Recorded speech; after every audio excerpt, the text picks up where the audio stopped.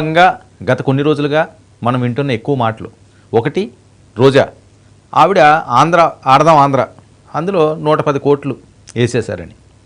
ఇక ద్వారంపూడి చంద్రశేఖర్ రెడ్డి, పవన్ కళ్యాణ్ గారికి చాలా ఇష్టమైన పేరులాగా ఆయన రెగ్యులర్గా మాట్లాడడమే కాకుండా డైరెక్ట్గా ద్వారంపూడి అని చెప్పి అటాక్ చూసాం గతంలో. ఇక నెక్స్ట్ పేర్లోకి వస్తే అప్పటి వరకు కూడా వీళ్ళిద్దరే ప్రధానంగా ఉన్నారు అని చెప్పి రెగ్యులర్గా మనం మాట్లాడుకుండేది. కానీ ఆ తర్వాత అనుకోని విధంగా అడ్డంగా బుక్ అయిపోయిన పేర్ని నాని గారు. రైస్ గోడౌన్లో కోట్లాది రూపాయల రైసు మిస్సింగ్. సో ఆ అంశం అలాగే అయిపోయింది.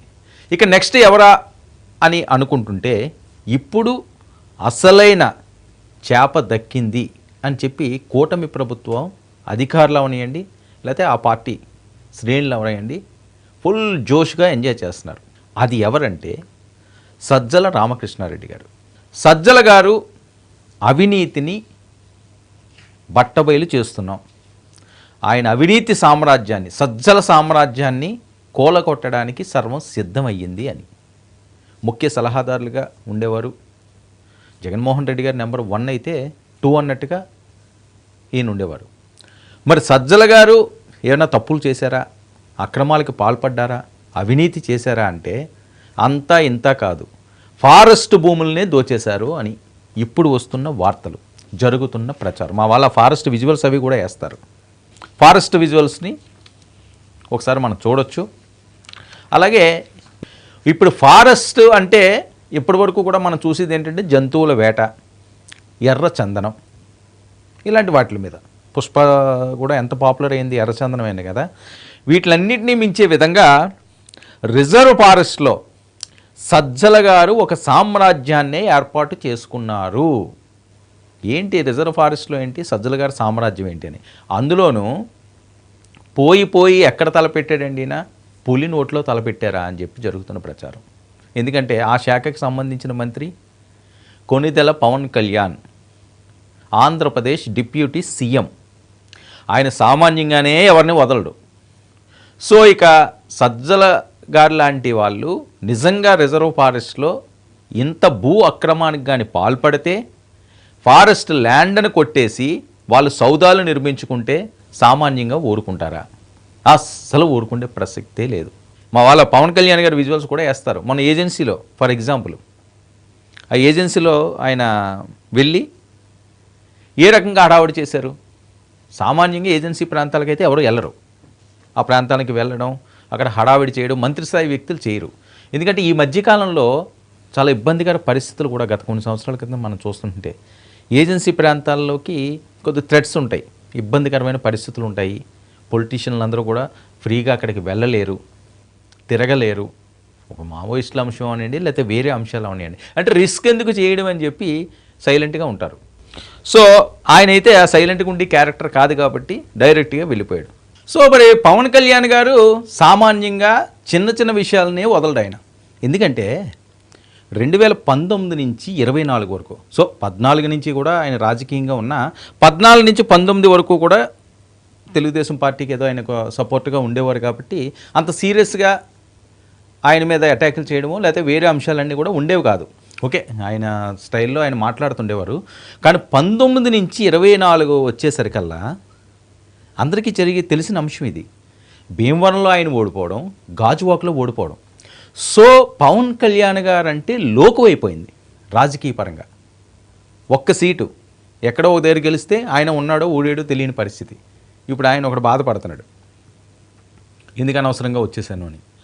సో ఇలాంటి క్లిష్ట పరిస్థితుల్లో ఆయన్నైతే ఆడుకున్నారబ్బా. వాస్తవంగా చెప్పాలంటే జనరల్గా వచ్చే మాట ఇది, మామూలుగా ఆడుకోలేదు అస్సలు.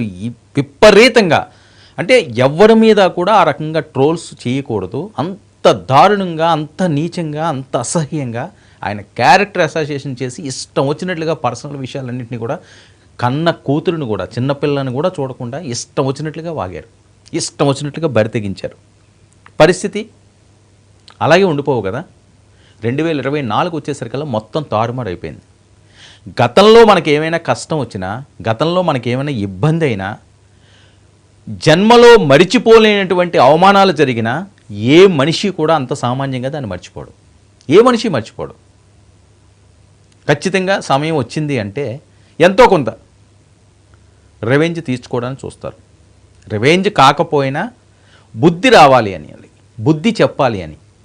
ఓకే, రివెంజ్ కాకపోవచ్చు, చాలా మంచి వాళ్ళు అయితే రివెంజ్లు తీసుకోవాలి, సరే ఆడికి బుద్ధి వచ్చేలా చేయాలి అని గట్టిగా నమ్ముతారు. ఆ విధంగానే ఈరోజు కూటమి ప్రభుత్వం ఆలోచిస్తున్నదా?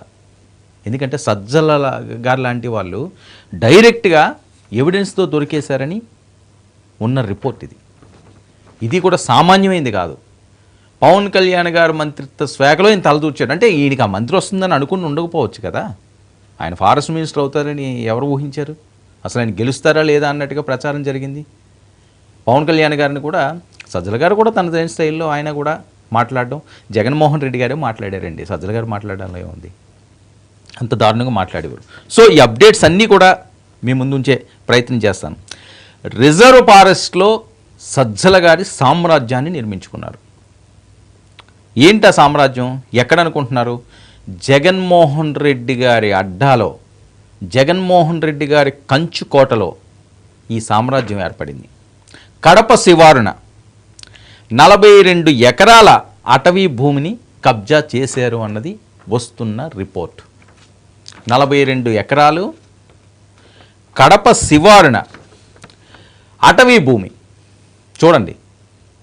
ఇక ఈ భూమి విలువ కోట్లలో, ఆంధ్రప్రదేశ్లో అవనివ్వండి, తెలుగు రాష్ట్రాల్లో అవనివ్వండి, ఇంతకుముందు పరిస్థితి లేదు. కొండ ప్రాంతాలు అయితే 1,00,000 2 లక్షలకు వస్తుందనో, లేదా ఇంకా సుదూరం వేయలే ఉంటే 40,000కి 50,000కి వస్తాయన్నది లేదు. ఎకరా భూమి ఎక్కడ చూసినా సరే, ఎంత మారుమూగలకు వెళ్ళినా సరే ₹1,00,00,000 తక్కువ లేదు. అందులోనే కడపకి ఆనుకున్న ఫారెస్ట్ అంటే మంచి డిమాండ్ ఉంటుంది. సో అది ఎవరు చూస్తారులే, అధికారంలో ఉన్నప్పుడు అసలు కన్ను మిన్ను కాన్రావు అంటారు చూసారా, అలా ఉంటుంది ఎవరికైనా సరే.